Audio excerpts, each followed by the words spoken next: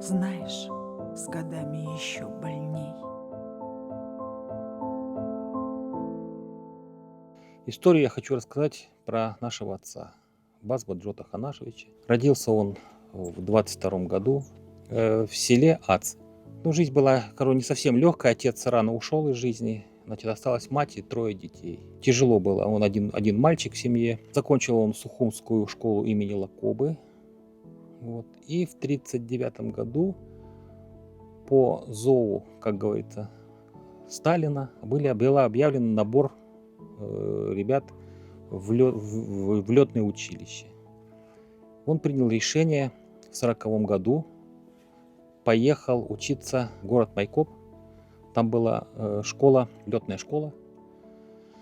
В 1940 году он ее закончил с отличием. И после этого в 1941 году, в мае месяца 1941 года, он поступил в Краснодарское авиационное училище летчиков.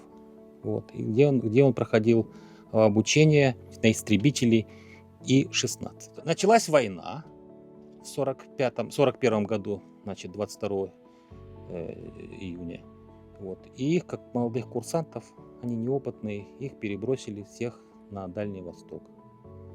Такой поселок называется Черниговка. Вот. Где он там, до 1942 года они обучались. Вот. Их как держали там в резерве до 1944 года. Он уже стал офицером. До 1944 года их держали на Дальнем Востоке, так как у нас были проблемы в Советском Союзе с Японией. Правильно, да. Отец не любил рассказывать про войну. Обычно все стараются это обходить как-то. Вот. Но был случай, когда его звено встретилось с девятками мессершмиттов. Немцы их атаковали. Вот. На отца выпало, значит, 2 мессера, на его ведущего 3. И он не растерялся, терять нечего было. Он атаковал немцев, помогал своему ведущему. Один был сбит, другой ушел, видимо, пострадал сильно от пушек и пулеметов. Так они вернулись целые и невредимые. Вот такой бой был такой самый тяжелый. 9 мессеров, когда навалились. Я хочу внести дополнение. Это был его всего лишь 15-й боевой вылет. Всего лишь. Вот. И в этом боевом вылете мне отец лично рассказывал, говорит, что я, говорит, вижу, командир погибает, потому что 3 мессершмитта против штурмовика, скорость у штурмовика примерно 414 километров, а штурмовик почти 600 километров. Ой, истребитель немецкий МЕ-109 имеет скорость 600 километров. Значит, они просто превышение, они фактически сожгли бы их там в воздухе, уничтожили. Но, видя в том, что командир действительно оказался в беде, отец рассказал, что говорит, я бросился туда, говорит, в бой, говорит, и прямо в самую гущу вот этого сражения. Я на хвосте 2 мессершмитта висит, и у командира 3. А 2 самолета, их было 4, 2 самолета наши просто вышли из боя, 2 штурмовика. Ну и деваться некуда, надо было просто убегать. Потому что штурмовики всегда поддерживали в бою наши истребители. И когда в бою, говорит, я вижу, говорит, немец, прямо я у него в хвосте, говорит, я все, что можно, из пушек, из пулеметов, прямо в упор. И говорит, я вижу, говорит, что говорит, пули прямо пролетают мимо. Но, видно, попал в него, немец сразу вышел из боя.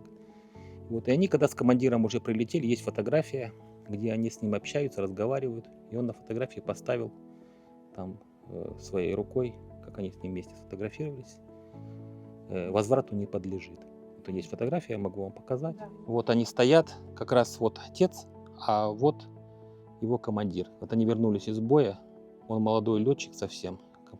Вот, а здесь, вот есть еще одна фотография, вот здесь он своей рукой написал: возврату не подлежит. Пожалуйста, вот. Это его друзья-однополчане. Первая медаль вот у отца, вообще здесь вот много наград, но самые ценные, дорогие, это государственные награды, которые он получил именно за участие в боевых действиях против немецко-фашистских оккупантов. Летчикам-штурмовикам давали звание Героя Советского Союза в 1941 году за 13 боевых вылетов. За 13.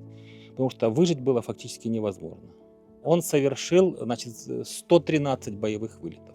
Дважды посылали его на звание Героя Советского Союза. Но по каким причинам? он не получил, это уже история умалчивает. Бывает, что документы теряются, потом всплывают через много лет. Такое бывает. А могла и сыграть и фамилия.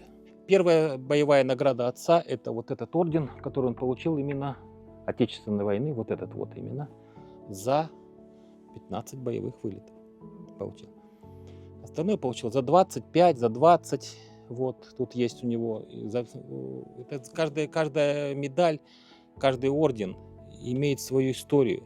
Это кровью и потом. Он рассказывал, как он погибали его товарищи на глазах. Он много чего рассказывал. Самое конечно. тяжелое. Да, рассказывал, как его сбили.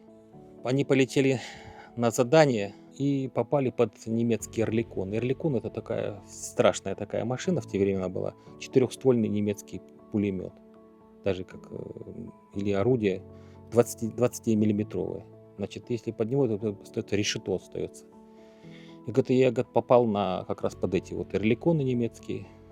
Хорошо, что была облачность. Я смог уйти в облаках и спрятаться. Но попал снаряд один, попал и пробил маслобак, масляный бак пробил. И, значит, тяга потеряла самолета, и они начали тянуть до границы, то есть до нашей территории. На нашей территории ему очень тяжело было, потому что этот самолет уже все полностью отказывал, значит, и дымил сильно. Технику надо довести обязательно, это учитывалось. И он смог посадить самолет на поле. А на поле были копна сена, да, сено именно. И вот крылом срубило крыло одно, справа, по-моему, крыло срубило. Вот они получили небольшие травмы, у него шрам был на лице. Вот. И после этого они 3 дня добирались до воинской части. Там помогали им. Но они смогли дойти до наших. А когда вернулись в свою часть, уже у них на столах, где они кушали, обедали, где стоят уже рюмки с водкой и хлебушек кушают. Они думали, что они уже погибли, не вернутся. Он встречался с 16, он знал всех 16 летчиков французских Нормандии Немо. Всех по фамилии, по имени, отчеству. Эти есть летчики, он встречал. Они были истребители. Да. Они из других частей, просто эти экипажи, французские экипажи сопровождали обычно всегда штурмовики для того, чтобы отгонять немцев, чтобы они могли выполнить то или иное задание. Прикрывали, да. Да, прикрывали всегда. Когда началась война, можно добавлю, он сказал, что говорит, если бы я был здоров, а у него к этому времени он был парализован уже. У него инсульт был. Да. Он говорит, если бы я был здоров, я бы сам сел бы сейчас за штурвал самолета и бы громил бы врагов. А потом у нас пришел выбор, кто из нас. Я в это время служил в армии, я офицер запаса тоже. Вот он сказал, один из вас пойдет на фронт. Мы жили в Сочи, проживаем сейчас тоже. Ну, выпал выбор на Алексея Джутовича, сказал, я пойду. А оба готовы были пойти. Он сказал, нет, пойдет один пока. Всю жизнь хотел быть офицером, я им стал. И когда началась грузино-абхазская война в 92 году, я в это время служил на Дальнем Востоке. Я сразу уволился и сразу приехал сюда. Но на фронт пошел Алексей. Я хотел поступать в летное, в Ейское училище. Но меня чуть-чуть зрение подвело. Если бы я, конечно, это знал, что можно зрение было бы поднять. У них характер очень мягкого, доброго человека. Никогда не кричал. Никогда не кричал. Он всегда говорил тихо. Это был, как сказать, всегда мы старались с него брать пример всегда. Когда приходили его друзья, однополчане, он таскал, я был самый младший. Приезжали к нам друзья. Мы ездили к друзьям, он брал нас своим, с кем он воевал. Ближе родственников были. Они жили и в Прибалтике, и под Ленинградом жили, и везде мы ездили к ним, встречались. Да, мы постоянно встречались. Есть старые фотографии, где... Вот, и я же слышал все эти разговоры, как, что, где. Но они в основном не говорили о войне, они говорили о жизни. Они говорили только о жизни, а только какая счастливая жизнь началась.